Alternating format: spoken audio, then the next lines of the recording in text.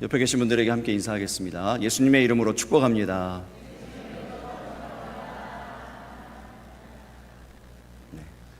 오늘 하나님께서 우리에게 주시는 말씀 사무엘상 1장 26절에서 28절의 말씀입니다. 괜찮으시면 잠깐 자리에서 일어나셔서 함께 한 목소리로 같이 읽겠습니다. 사무엘상 1장 26절에서 28절까지의 말씀입니다. 한나가 이르되 내 주여 당신의 사심으로 맹세하나이다. 나는 여기서 내 주 당신 곁에 서서 여호와께 기도하던 여자라. 이 아이를 위하여 내가 기도하였더니 내가 구하여 기도한 바를 여호와께서 내게 허락하신지라.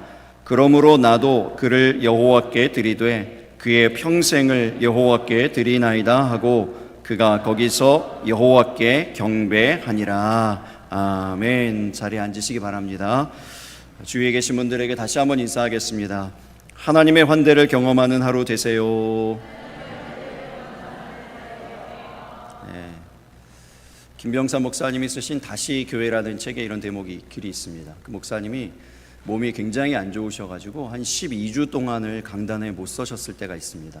12주면 굉장히 긴 시간이죠. 3개월 동안 이제 몸이 굉장히 안 좋으셔서 강단에서 말씀을 선포할 수 없는 이제 그런 지경에 있으셨는데, 목사님 대신해서, 담임 목사를 대신해서 이제 말씀을 전할 분들을 이렇게 이제 좀 추천을 받아가지고 국내외 아주 유명한 강사분들, 말씀이 아주 좋은, 설교가 아주 뛰어난 그런 분들로 강사진을 다 채웠습니다. 12주를 다 채워서 이제 정말 이제 훌륭한 그런 분들이, 쟁쟁한 분들이 매주마다 말씀을 전하는 거예요. 이상한 일이 일어납니다. 그렇게 훌륭한 설교가 교회에 선포됐는데 교회에 출석하시는 성도님들의 숫자가 줄어드는 거예요. 교회가 이제 비는 겁니다. 자리가 비는 거예요. 그래서 이 목사님 마음이 별로 좋지가 않죠.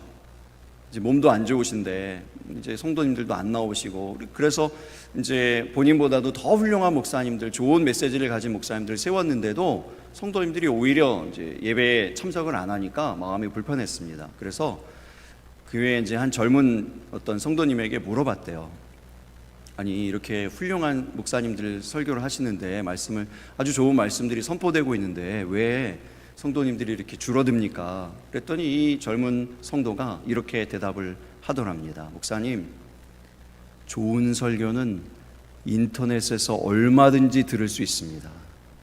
우리에게 필요한 것은 목자입니다. 그 얘기를 듣는데 가슴이 철렁 내려앉았대요. 저도 그 책에서 그 이야기를 보는데 눈물이 핑 돌았습니다. 아, 이 시대의 성도님들에게 필요한 것은 좋은 설교만이 아니구나, 좋은 목자이구나. 그러면서 동시에 이런 생각이 들었어요. 이제부터는 설교 준비를 덜 해도 되겠구나.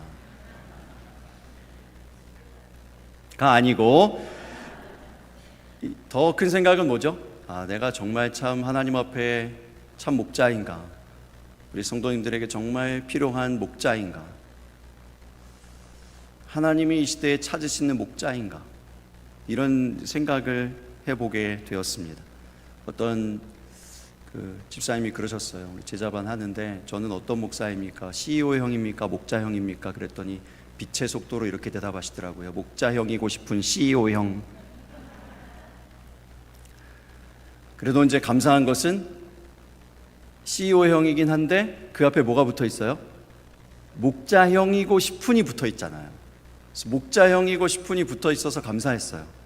아, 그렇구나. 그래도 나는 아직 소망이 있구나. 목자형이고 싶은 이런 사람이구나, 이런 목사구나, 이런 생각을 했는데, 이제 시간이 지나가지고 언젠가 제가 다시 여러분들에게 질문을 던졌을 때 이런 대답이 왔으면 좋겠어요. 우리 목사님은 그래도 노력형입니다. 목자형 되려고 노력하는 노력형입니다. 혹은 성장하는 성장형입니다. 이런 대답이 들려졌으면 좋겠습니다. 목자형 목사로 노력하겠습니다. 여러분들은 어떠신가요? 여러분들은 어떤 신자이십니까? 성장하고 계신가요? 변화되고 계신가요? 뭔가 나아지고 있나요? 우리가 기도하는 기도의 시즌인데 이 기도가, 하나님께 올려드리는 이 기도가 여러분 나아지고 있습니까? 성장하고 있습니까? 우리의 기도로 하나님 나라가 이루어지고 있습니까? 우리의 주변이 변화되고 있습니까? 예수의 향기로 가득 차 있습니까? 여러분의 기도는 어떤가요? 우리의 신앙생활은 어떤가요? 우리의 믿음은 어떤가요? 이런 차원에서 이제 한나라고 하는 여인의 이야기를 오늘 함께 살펴보려고 그러는데요. 이 한나는 원래 아이를 낳지 못하던 여인이었습니다. 개인적인 어떤 문제가 있는 그런 여인이었죠. 이 문제는요, 이 땅에 살고 있는, 이 시대에 살고 있는 거의 모든 사람들에게 다 있는 문제입니다. 다 저마다의 문제를 안고 있죠. 겉으로는 완벽해 보이고 행복해 보이고 아무 문제가 없는 것 같은데 한꺼풀만 열어보면은요, 그 안에 정말 건드리면 또르르 눈물이 떨어질 것 같은 그러한 문제들이 다 있습니다. 어떤 사람들은 정말 안으로 감춰져 있지만, 사람들은 잘 모르지만 그 안에 정말 죽을 것 같은 고통 가운데 살아가는 사람들도 있습니다. 이 한나도 그런 거예요. 겉으로 볼 때는 멀쩡해 보입니다. 남편이 그를 얼마나 사랑하는지, 남편의 이야기이긴 하지만 남편이 그 아내에게 이렇게 얘기해요. 한나에게 얘기합니다. 내가 10아들보다 낫지 않습니까? 10아들이 해주는 것보다 더 잘 대해주는 거예요. 남편이 이렇게 지극히 사랑하니 얼마나 부러운 여인입니까? 겉으로 볼 땐 괜찮아 보이는데 속으로는 문제가 많아요. 그의 심각한 문제는 뭐냐면 이제 있어야 되는 자녀는 없고 없어도 되는 적수가 있어요. 그를 격분하게 만드는, 괴롭히는 그러한 여인이 한 집에 같이 살고 있는데 바로 남편 엘가나의 또 다른 부인이죠. 분인나라고 하는 여인입니다. 이 여인이 한나를 자꾸 격분하게 합니다. 괴롭게 합니다. 문제는 이 여인하고 매일 얼굴을 부딪혀야 된다는 거예요. 이게 괴로운 일이에요. 매일 얼굴을 부딪혀야 되는데 그 여인이 자꾸 우리식으로 얘기하면 마음을 긁어요. 자꾸 이렇게 긁어요. 불편하게 하고 어렵게 하고 화가 나게 하고 이러는 거죠. 이런 여인하고 같이 살아야 됩니다. 매일 얼굴을 부딪히며 살아야 돼요. 어떻게 해야 될까요? 2호선 상담소로 가야 될까요? 한나가 기도합니다. 기도하죠. 하나님 앞에서 통곡하면서 기도합니다. 그리고 하나님이 한나의 기도를 들으십니다. 응답해 주세요. 여러분, 여기까지가 이제 우리가 잘 알려져 있는 유명한 이야기고 대표적인 기독교의 어떤 스토리라고 할 수 있죠. 그런데 한나의 이야기가 특별한 것은 응답 너머에 은혜가 있다는 거예요.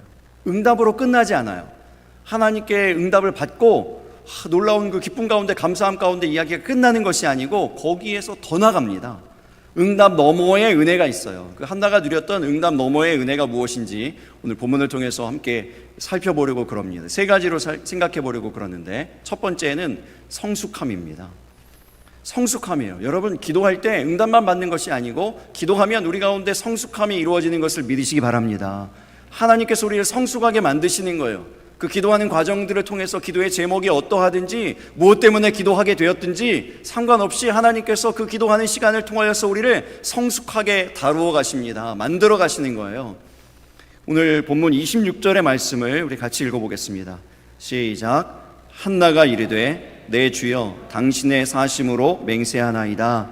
나는 여기서 내 주 당신 곁에 서서 여호와께 기도하던 여자라. 한나가 자신을 이렇게 소개합니다. 나는 기도하던 여자입니다. 내 주 당신 곁에 서서 기도하던 여자입니다. 이렇게 얘기하는 거예요. 여러분, 기도하던 그 일이, 내 문제 많았던 그 일이 과거형 되어지는 이 은혜가 저와 여러분 가운데에도 임하게 되기를 예수님 이름으로 축복합니다. 과거형으로 얘기하잖아요. 기도하던 여자입니다. 이 얘기는 무슨 얘기입니까? 나는 예전에 문제가 있었습니다. 내 안에 격분함이 있고 괴로움이 있고, 그래서 내 마음이 늘 긁히고 상하고 답이 없고 길이 없고 이러한 삶이 있었지만 기도해서 그 문제가 해결되었습니다. 응답받았습니다. 이제는 괜찮습니다. 라고 하는 간증이요. 이런 간증을 하는 삶이 되실 수 있기를 바랍니다. 이렇게 이제 얘기하는 것이죠, 한나가.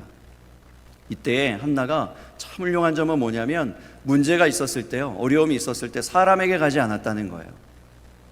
분인나에게 가지 않고 엘가나에게 가지 않고 사람에게 가지 않고 어디로 갑니까? 하나님께로 갑니다. 하나님께로 가요. 허전사님이 주중에 한번 저에게 그래요. 목사님, 로비에 의자를 놓으면 좋겠습니다. 이런 얘기를 해요. 그래서 왜 그런가 봤더니 주중에 이제 우리 교회 로비를 드나드는 분들이 있는데 우리 교회 분들이 아니에요. 이분들이 이제 우리 교회 위치가 참 좋습니다. 앞에 호수가 있잖아요. 호수 주변을 이렇게 돌다가 화장실이 급하신 분들이 화장실을 사용하시러 오시기도 하고, 또 운동하시다가 목이 마르신 분들 물을 드시려고 오시기도 하고, 우리 교인분들이 아니에요. 근데 이렇게 이제 교회를 들어왔다가 나가면서 요즘에 보니까 로비에 뭐가 나옵니까? 뭐 이렇게 쨍쨍쨍하는 목소리로 막 누가 막 와서 막 TV에서 뭐가 막 이제 막 그분들 입장에서 설교인지 뭔지 모르지만 어쨌든 막 뭐라고 그러거든요. 누가 얘기를 막 하고 있거든요. 그러니까 이렇게 물끄러미 한참을 보더랍니다. 사무실에서 이렇게 유리창으로 보이잖아요. 그분들이 그냥 물만 먹고 가는 게 아니고 화장실만 쓰고 가시는 게 아니라 그 로비에 서가지고 그 말씀을 한참 듣더래요. 그래서 안타까움이 생긴 거죠. 뭐예요? 서서 들으니까. 앉아서 들으시면 더 오래 듣겠다 이런 생각이 드신 거예요. 그래서 그 의자가 이제 하나 있으면 좋겠습니다. 그런 얘기를 했어요. 그래서 이제 제가 이제 이 말씀을 드리는 거는 혹시 마음에 감동이 있으신 분은 이 의자를 갖다 주시면 좋겠는데 제가 심사를 할 겁니다. 이게 좀 어울리는 의자여야지 또 이렇게 그냥 아무거나 놓으면 안 되잖아요. 그러니까 이렇게 심사를 하고 죄송하지만 괜찮으면 이렇게 놓도록 해보려고 그러는데 그런 거죠. 그 얘기를 들으면서 어떤 생각이 들었냐면 사람들이 다 길을 찾는 거예요. 그렇게 많은 사람들이 다 답을 찾습니다. 근데 그 많은 영혼들이, 그 많은 사람들이 찾는 그 길, 그 답 어디에 있습니까? 하나님께 있음을 믿으시기 바랍니다. 하나님께 있어요. 그래서 한나가 하나님께 간 겁니다. 사람에게 간 것이 아니고 하나님께 갔어요. 하나님께서 그에게 아들을 주셨을 뿐만 아니라, 기도에 응답해 주셨을 뿐만 아니라 그 앞에 있는 장애를 거두어 주셨어요. 그러니까 그 마음에 가득했던 뭐 어떤 근심이라든지 어둠이라든지 어떤 이런 부정적인 것들이 거두어지는 그러한 역사가 일어나는 거예요. 그래서 그 상징이 뭐냐면 사무엘상 1장 18절입니다. 사무엘상 1장 18절 말씀 우리 같이 읽어보겠습니다. 시작. 이르되 당신의 여종이 당신께 은혜 입기를 원하나이다 하고 가서 먹고 다시는 근심빛이 없더라. 여러분, 이것이 기도의 은혜인 줄 믿으시기 바랍니다. 어떤 일이 일어났다고요? 아들만 얻은 것이 아니고 그의 삶에서, 그의 얼굴에서, 그의 인격에서, 그의 성품에서 근심의 빛이 없어졌다는 것입니다. 그 어두운 빛깔이 없어지는 거예요. 칙칙한 빛깔이 없어지고 얼굴이 환해지는 것이죠. 그 예수님의 빛, 하나님의 빛이 가려워지는 그 어떤 것이 없다는 겁니다. 장애물들이 다 사라진 거예요. 하나님께서 그렇게 하신 것이죠. 여러분, 성숙함에 대해서 우리 함께 생각해 본 적이 있습니다. 성경이 말하는 성숙함이 바로 이런 거거든요. 근심의 빛이 없어지는 거예요. 장애물이 없어지는 것을 성경은 성숙함이라고 얘기합니다. 디모데전서 4장 12절에서 16절의 말씀이요. 누구든지 내 연소함을 업신여기지 못하게 하고 오직 말과 행실과 사랑과 믿음과 정절에 있어서 믿는 자에게 본이 되어 내가 이를 때까지 읽는 것과 권하는 것과 가르치는 것에 전념하라. 내 속에 있는 은사 곧 장로의 회에서 안수받을 때에 성령을 예언을 통하여 받은 것을 가볍게 여기지 말며 이 모든 일에 전심전력하여 너의 성숙함을 모든 사람에게 나타나게 하라. 내가 내 자신과 가르침을 살펴 이 일을 계속하라. 이것을 행함으로 내 자신과 내게 듣는 자를 구원하리라. 여러분, 어떻게 구원이 이루어진다고요? 어떻게 이 디모데라는 사람을 통해서 구원의 역사가 이루어지게 된다고 바울이 설명하는 거죠? 그 앞에 쭉 설명하는데 이런 거예요. 이 디모데에게 걸림돌이 있습니다. 장애가 하나 있어요. 목회를 하는데 디모데가 이제 한 교회의 큰 교회의 목회자입니다. 목회자로 세워졌습니다. 그런데 젊은 나이에 세워졌어요. 근데 저도 이걸 알거든요. 이 연소함을 업신여기는 거예요. 30대 초반에 제가 단임 목회를 시작했는데 하나님께서 은혜 주셔서 교회가 부흥이 되고 사람들이 많이 모였는데 근데 그 중에는 다 뭐 저보다 어린 사람도 있지만 연세 드신 분이 훨씬 많잖아요. 그래서 제 앞에 붙어있는 수식어가 뭐냐면 젊은 목사 정도가 아니에요. 시퍼렇게 젊은 목사가, 그냥 젊은 목사라고 그만 그래도 좀 덜 긁히는데 그 앞에 뭐라고 시퍼렇게 젊대요. 그러니까 시퍼렇게 젊은 목사가 하고 뒤에 가로치고 아직 완성되지 못한 문장이 있긴 제가 귀에 들려오진 않지만 뭐라 그러실까요? 답을 뭘 안다고, 뭘 얼마나 경험했다고, 이런 게 뒤에 다 이렇게 가로로 되어 있는 거죠. 그 얘기를 한동안 많이 들었어요.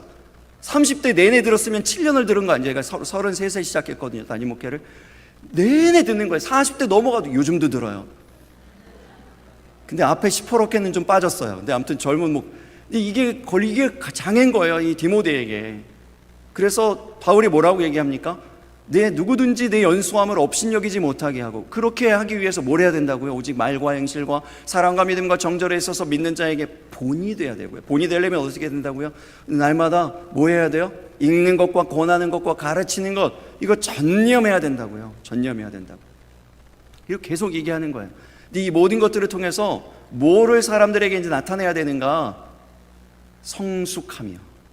성숙함. 그 앞에 이제 빠진 것도 안수 받을 때 예언을 통하여서 이제 그 받은 거예요. 이 영적인 은사거든요. 영적인 권위를 얘기하는 겁니다. 이 모든 것들이 다 종합되어져서 이루어지는 것, 성숙함이에요. 성숙함을 사람들에게 보여줘라. 그러면 연소함을 업신여기지 못하게 된다. 그리고 너와 내게 듣는 모든 사람들을 구원할 수 있게 된다. 이 얘기를 하는 거예요. 근데 이 성숙함이라고 하는 단어 우리가 함께 살펴본 적이 있습니다.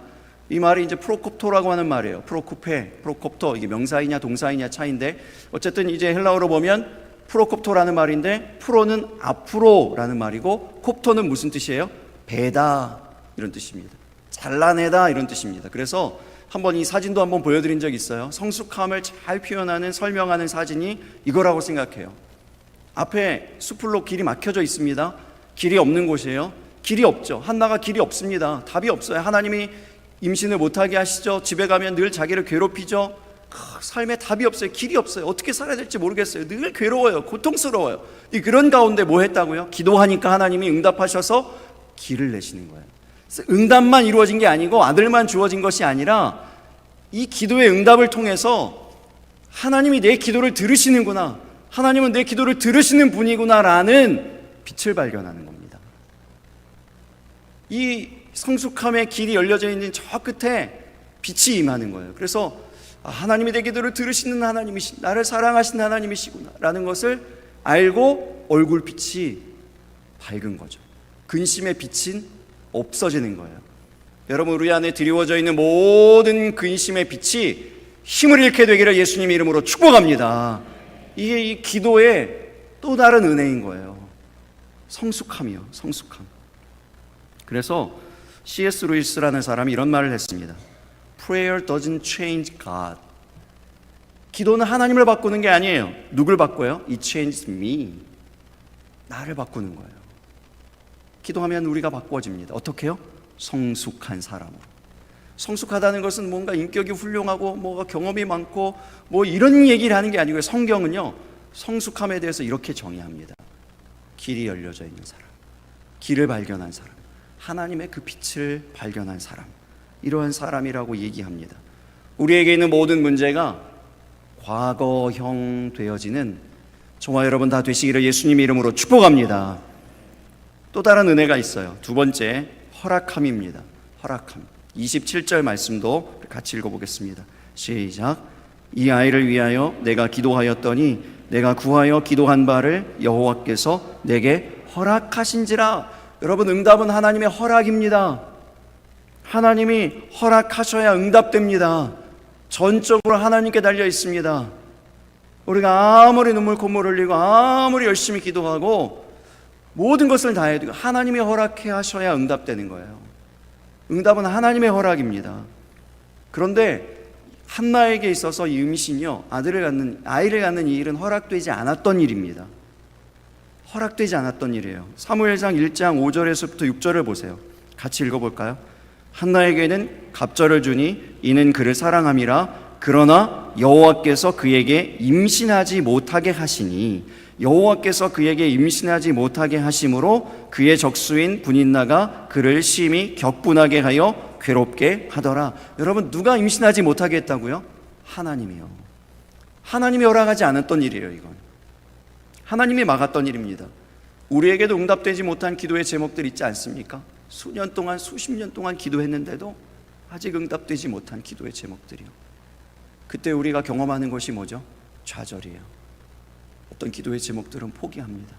내려놓습니다. 더 이상 기도하지 못하는. 근데 그러한 기도의 제목들도 있어요.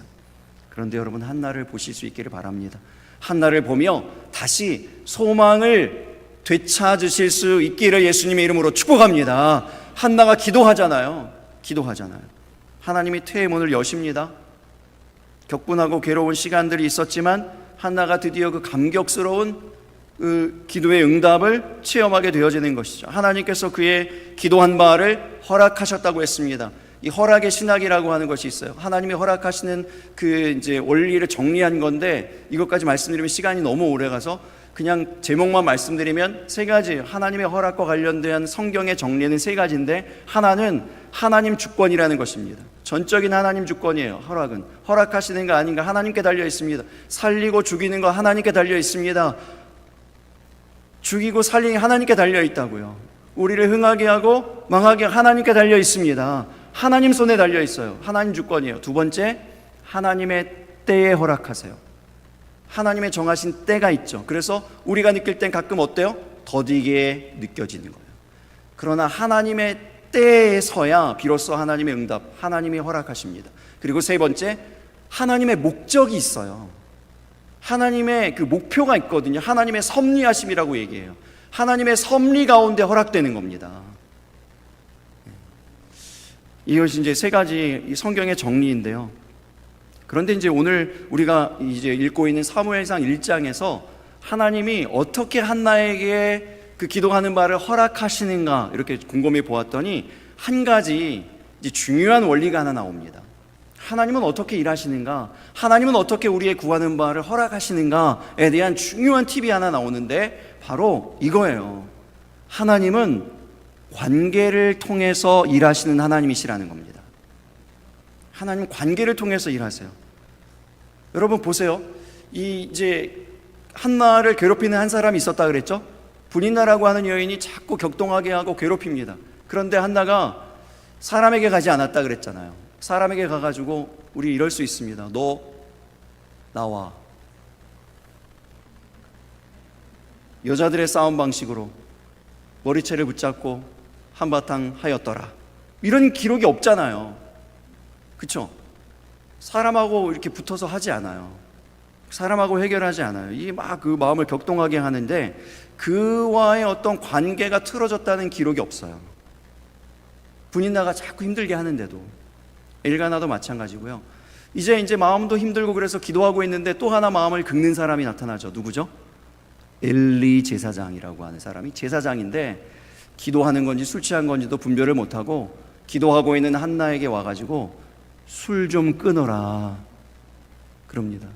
술 먹고 주정 좀 하지 말고 왜 여기 성전에 와가지고 술주정을 하느냐고, 나가라고, 당장 나가라고 이제 막 이렇게 얘기하니까 이제 이 한나는, 기도하는 이 한나는 마음이 어떻게 했을까요? 마음이 상할 수 있죠. 시험에 들 수 있습니다. 그런데 한나의 모습을 보세요. 전혀 그렇지 않습니다. 오히려 엘리가 한나를 향해서 축복하는 그 단어 하나를 딱 붙잡아요. 뭐라고 축복하는가 하면 이제 이렇게 얘기해요. 평안히 가라. 이스라엘의 하나님이 내가 기도하여 구한 것을 허락하시기를 원하노라.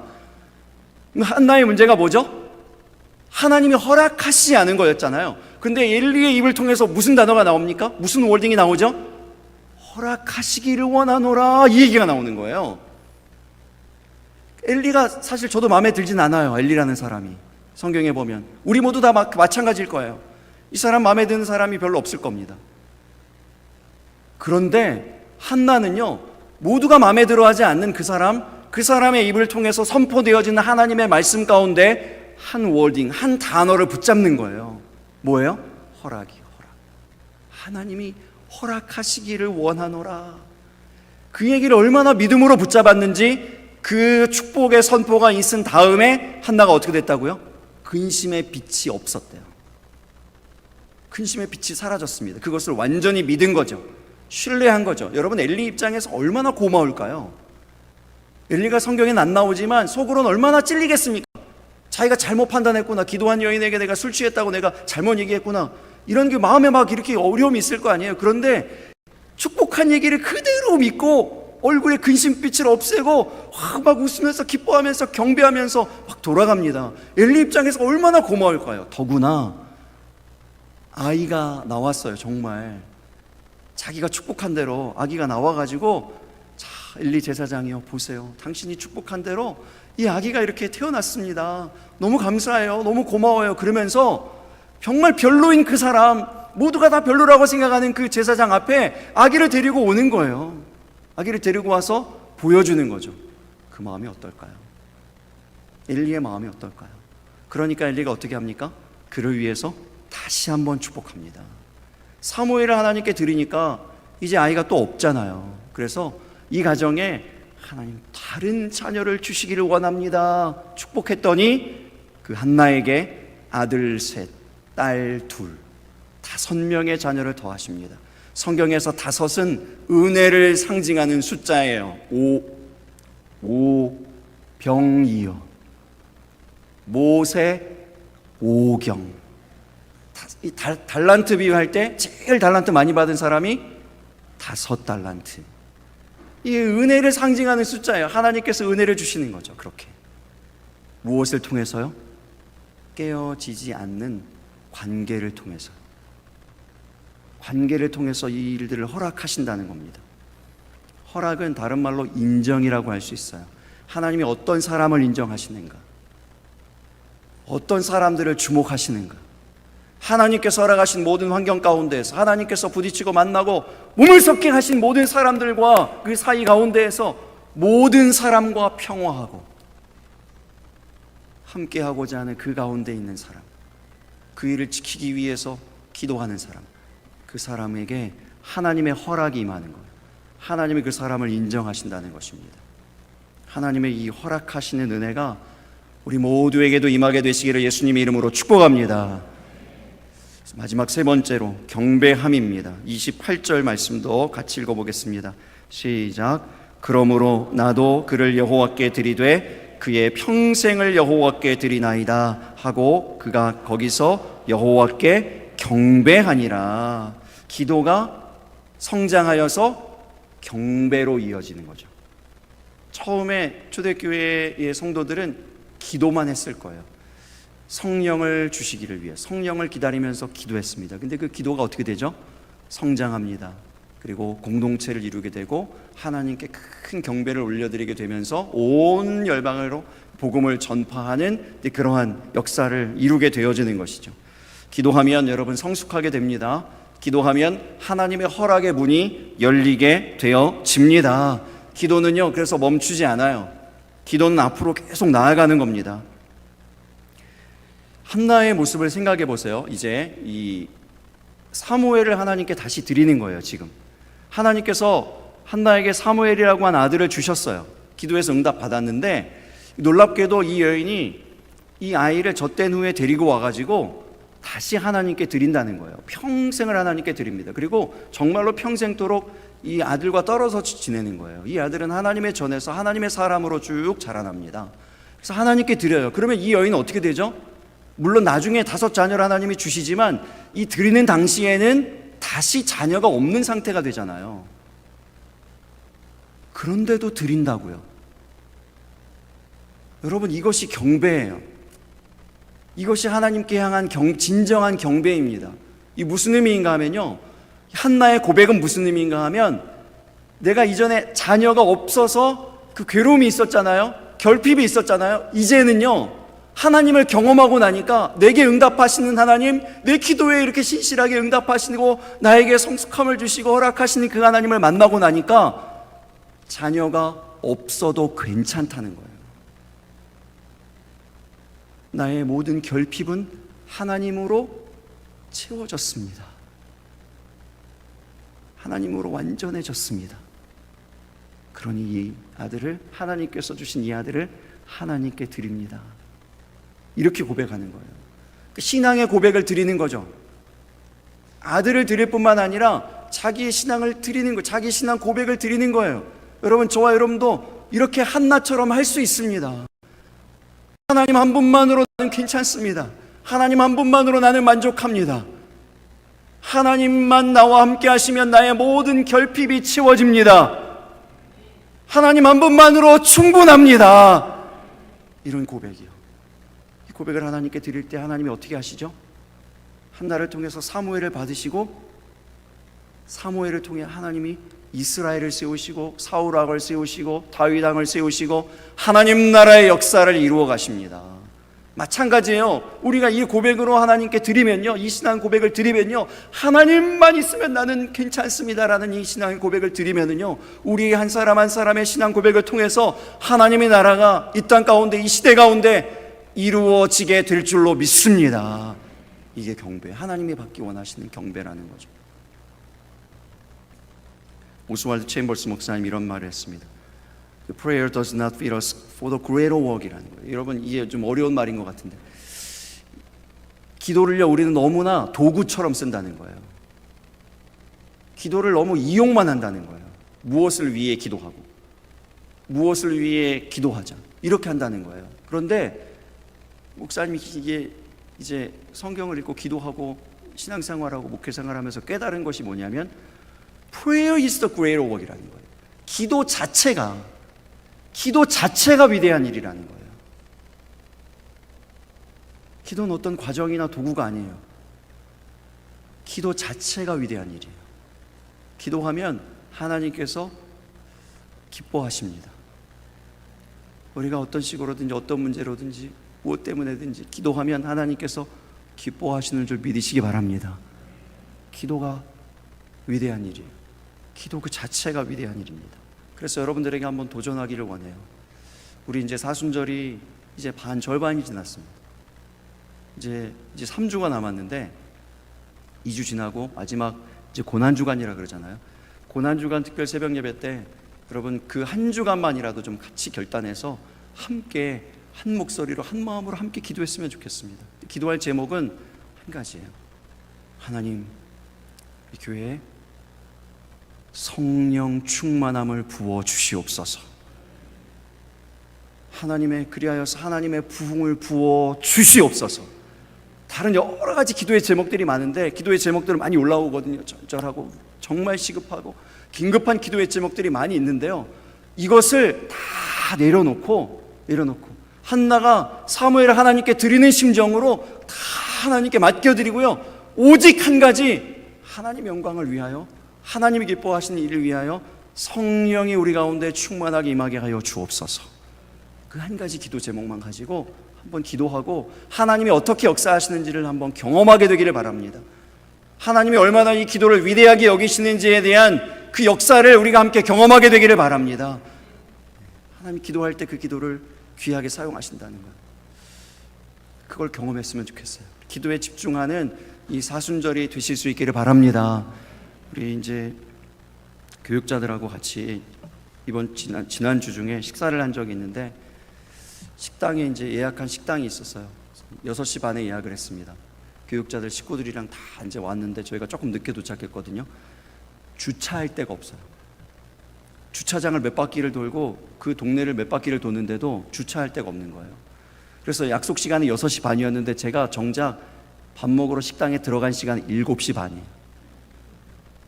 동네를 몇 바퀴를 돌아다니면서 이제 속으로 무슨 생각이 드는가 하면, 나는 여기에 식당에 왔는가 주차하러 왔는가, 목적을 잃어버렸어요.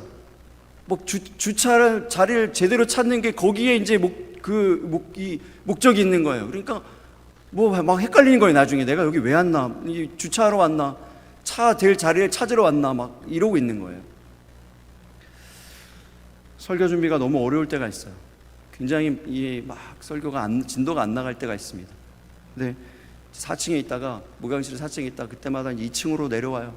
2층으로 내려와서 막 기도하고 다시 올라갔다가 또 안 되면 다시 내려오고, 오르락 내리락 왔다 갔다 막 그러다가 1층에 내려가서 괜히 교육자들한테 말 걸고 집에 가라 그러고 일은 던져주고 집에 가라 그러고 다시 또 올라가고 또 막 그러다가 다시 오르락 내리락 하고,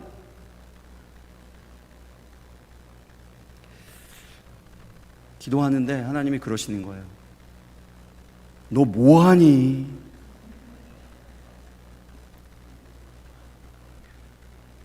진짜 그러시는 것 같아요. 하나님, 너 뭐하니 지금? 근데 왜 하나님이 그러시는 거 아세요? 제가 여기 엎드려서 기도하는데요, 제가 한심해가지고 눈물이 나요. 설교를 이렇게 오래 하고 목회를 이렇게 수십 년 했는데도 설교가 어려워요. 힘들어요. 하나님, 설교에 좋은 문장 하나만 주세요. 내일 설교해야 되는데 감동적인 이야기 하나만 주세요. 그렇게 기도하고 있는 거예요. 그렇게 기도하고 있는 제가 한심해. 하나님 저에게 그러는 거예요. 너 뭐하니? 뭐하니? 이 자리는 저의 영광을 위한 자리가 아니잖아요. 제가 무슨 좋은 굉장히 맛있는 멋있는 이런 얘기를 해서 제가 뽐내는 자리가 아니잖아요. 하나님 그러시는 거예요. 너 뭐하니? 뭐하니?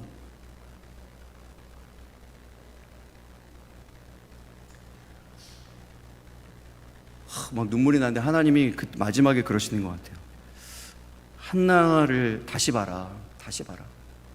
한나를 다시 보니까 한나가 기도 응답될 때 하나님이 이렇게 얘기하세요.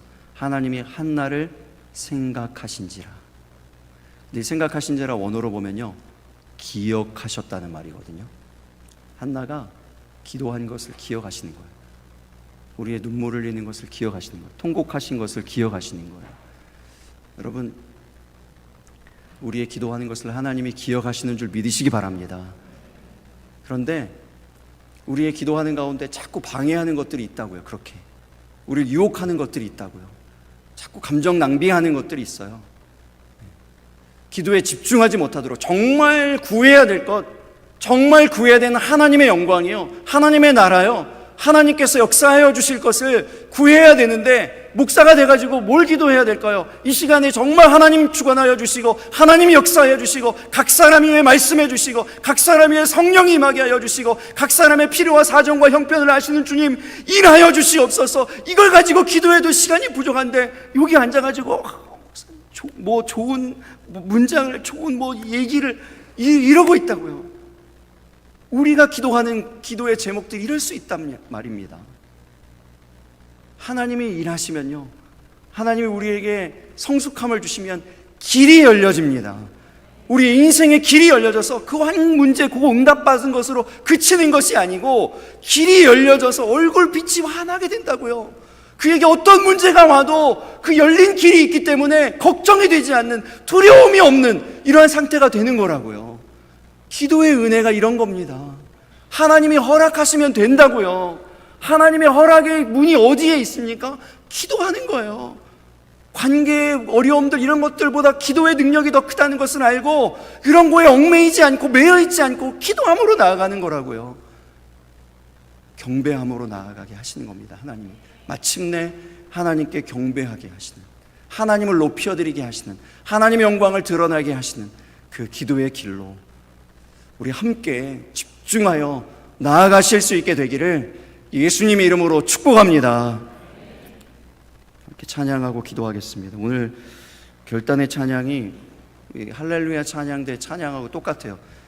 이게 좀 부끄러운 얘기긴 한데 서로 맞추질 않았어요. 진짜요. 맞추어서 한 게 아니에요. 그러니까 이제 한 달 전에 할렐루야 찬양대도 한 달 찬양할 곡을 쭉 올린다 그러더라고요. 사무실로 보내요. 저도 마찬가지예요. 한 달에 말씀 제목과 본문과 찬양을 올려드리잖아요. 포스터로 나오잖아요. 근데 그게 사무실에 이제 그 포스터와 인쇄물을 만드는 그분에게 전달된 시기가 똑같아요. 이 찬양이 오늘 이번 주간의 찬양이 똑같았어요. 그래서 이제 이게 좀 사실은 부끄러운 얘기입니다. 이게 서로 이제 잘 맞추어서 말씀과 찬양 이게 지금 이렇게 잘 맞춰서 같이 이렇게 가면 좋은데 내년에는 이제 그렇게 해보려고 그래요. 벌써 내년도 이제 주제와 말씀과 어떤 본문 이런 것들도 정하고 있거든요. 그래서 이제 그런 거에 맞춰서 이렇게 함께 쭉 가면 정말 좋을 것 같아요. 그런데 하나님께서 어쨌든 역사하신 줄로 믿습니다. 하나님께서 오늘 우리에게 예배하는 우리 모두에게 원하시는 바가 있다고 생각해요. 그건 뭐냐면 가나안만을 목적으로 두면 안 된다는 거예요. 우리는 다 기도할 때 응답만 목적으로 두는데요, 하나님의 계획은 뭐예요? 광야를 통과하면서 정말 하나님 백성 되게 하시는 게 이게 하나님의 목적이에요. 이제 그 이야기거든요. 이 찬양이 우리 이제 찬양대 찬양을 우리가 은혜롭게 들었으니까 우리 입으로 우리 함께 한번 고백하면서 기도의 자리로 나아가겠습니다.